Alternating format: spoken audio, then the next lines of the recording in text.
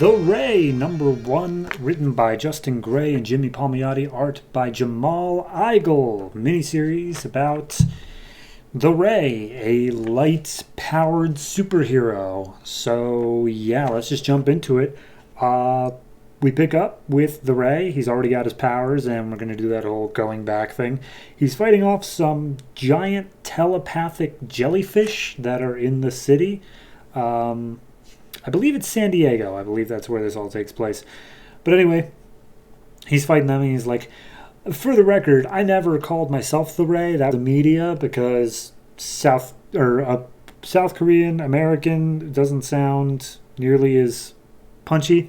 So anyway, he's just constant. He's going off with your typical sort of like California, like, man, you wouldn't believe the kind of stuff I've been through sort of tone. But anyway, we go back and we see his origin story. Apparently, the military were firing off some huge, like, solar energy powered gun called like a sun gun. An accident, of course, happened, and it's fired off, and everything that's in its like path was imbued with some mutated energy. So like there's a thing of a giant tree growing here and a giant horned lizard wreaking havoc on the interstate. And then finally, 237 miles away, we have Lucian, who is just a lifeguard down at the beach, and he's like, well, yeah, ladies, you know, it is kind of tough being a... And then he just explodes in a flash of light. Everything's burned. His buddy, Darius, tries to run up and rescue him. He runs up to the lifeguard stand. But standing there is Lucian, and he's like, I had no idea what happened, but I know that I felt really, really good. Also naked. They really focus on the naked bit, like, a lot in this issue. But he goes to take a step forward, and he's just off faster than the speed of light. They actually say faster than the speed of light. And he's just like, before he can process anything that's even happening, he's just afraid that he's going to shoot off into space and die up there. Eventually, he relaxes because he realizes like there's nothing he can do, and he comes to a crash landing. He walks up to two people and is like, hey, where am I? I'm like, you're on Earth. He's like, yeah, but like where? He's like, you're in Seattle. Are you an alien? He's like, no, I'm from California. Cool, you're naked. Ah, geez. And he just stays naked for the rest of the book. We'll get there. So he has to use one of the people's phone. He calls Darius and is like, hey, I'm in Seattle. I don't know how that happened, but I've got an idea.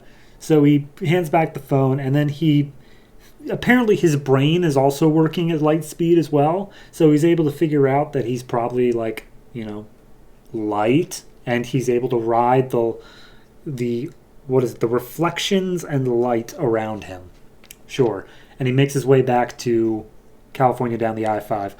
Then we cut to his parents, who are apparently adoptive parents, are like super hippie, vegan, like yoga, all that stuff.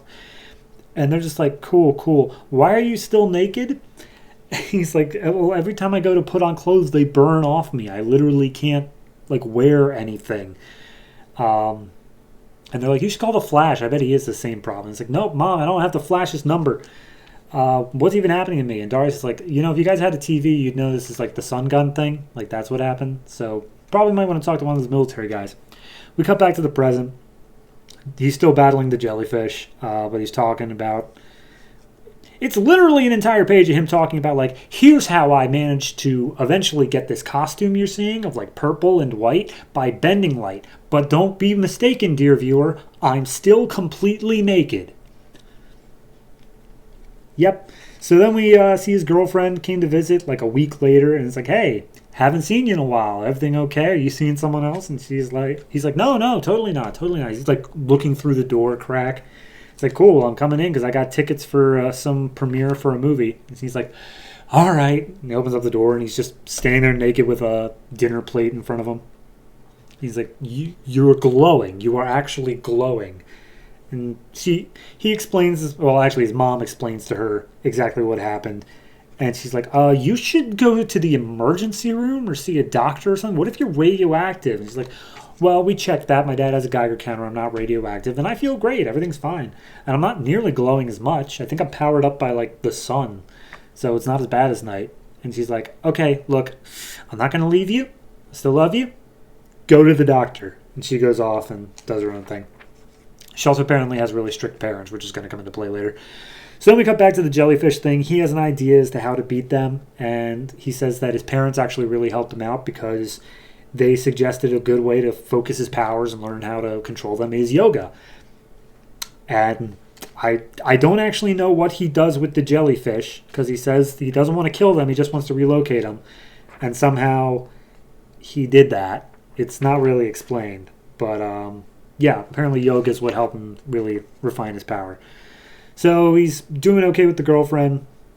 He's going to go meet her parents soon. He still has to have his job at the lifeguard stand, but Darius covers for him whenever need be. And things are kind of just looking up, but, you know, now he's a superhero with his own crazy life in the background.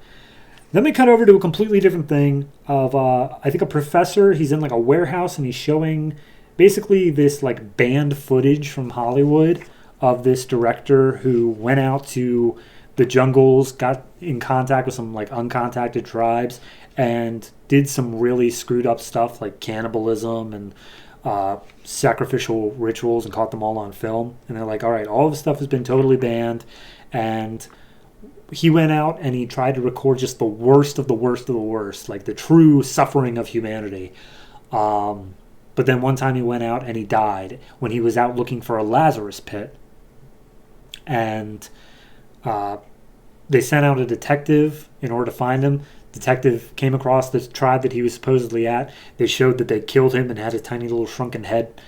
But the tribe did provide the detective with the last reel of footage, which supposedly contained the footage of this man's death. And it has never been seen until today, because this professor has it and he's showing it to these 3 random kids in this warehouse. And they start up the footage, and it is the guy. He is, I'll get his actual name here in a second. Fillmore, I believe, is his last name. Thaddeus Fillmore. He is in front of the Lazarus pit. He gets his throat slit, and they're like, oh my God, this is real. Oh, geez, I can't believe it. Turn it off, turn it off. And as they go to turn it off, a voice comes from the screen saying, no, there is no stopping it. And Thaddeus Fillmore appears in front of them, like in the room. And he's like, there's no stopping my comeback, and I'm going to take this town by storm. And the professor's like, that's impossible. And he just punches his fist through the professor's face. And he's like, the world is my movie, and you're all my extras. And that's where we're leaving off. An interesting first issue. I've never seen a superhero comic so focused on the fact of, like, I'm naked under this. Like, it's a little weird in a lot of ways, but hey, you do you. There's nothing in it that I particularly dislike. It just doesn't feel like, it feels like they really, and even in the narration, they really just don't want to do the origin. They're like, look, I know that we are like obliged to tell you how he got his powers, but we really just kind of want to get to the story part because we've only got 4 issues to do this in. This is one of 4, so I can feel like they were really just like, okay, yep, he's got a girlfriend. The girlfriend's okay with it. He knows how his powers work. We're just establishing all this so that in issue 2 we don't have to deal with it at all. I'm fine with that. It just moved very quickly because of it. I'm going to give this one a 6.5. It's good. I like what it's setting up. He's a different kind of hero from anything else that's really going on in the universe right now. But yeah, it's just an interesting read so far. The villain certainly is something. We'll see what comes of him. But for this particular issue, 6.5. See what comes out next month.